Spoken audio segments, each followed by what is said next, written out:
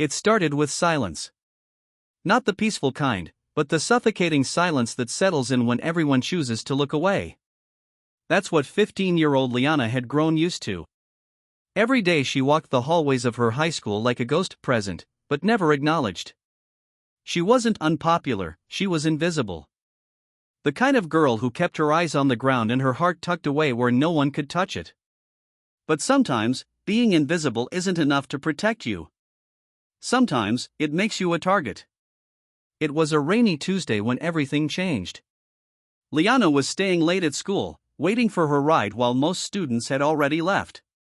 She was in the empty art room, finishing a project she'd never show anyone, when the door creaked open. 4 students stepped in: Tyler, Maddie, Jordan, and Liv.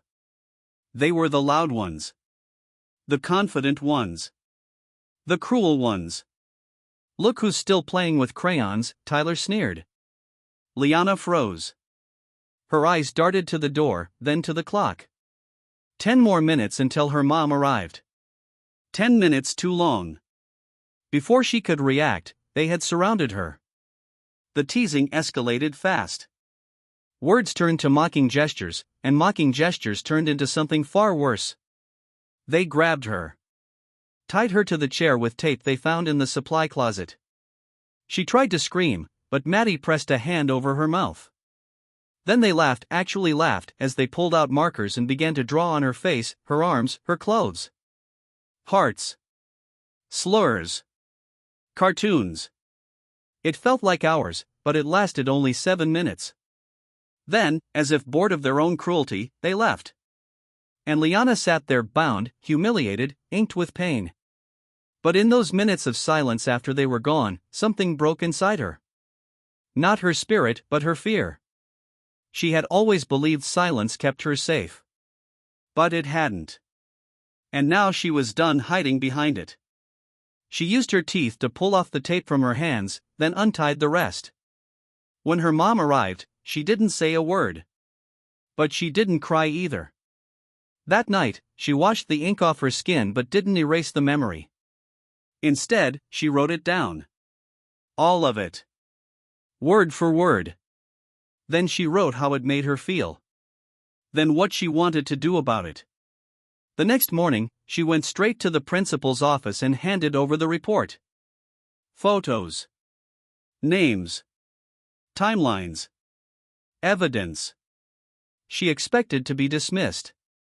But she wasn't. For once, someone listened. The school launched an investigation. The bullies were suspended and later, removed from extracurriculars and social leadership roles. But that wasn't what changed everything. What changed everything was what came next.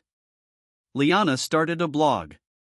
The Quiet Voices, a space for students to share stories of being bullied, dismissed, unheard. At first, it was just a few classmates. Then it grew. By the end of the year, over 3,000 students had posted their stories. Liana began speaking at school assemblies. Local news picked it up. Then national. 3 years later, she stood on a TEDx stage, not with fear, but with fire in her voice.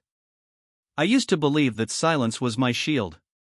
But silence is what let them draw on my skin like I didn't matter. Speaking up was terrifying, but it gave me my life back. If you're quiet, that doesn't mean you're weak. It just means the world hasn't heard your strength yet. The audience rose to their feet. Some were crying. All were changed. Liana went on to become a youth rights advocate, a published author, and a mental health counselor. But more than that, she became the voice she never had. The shy girl tied to a chair became the woman who broke chains for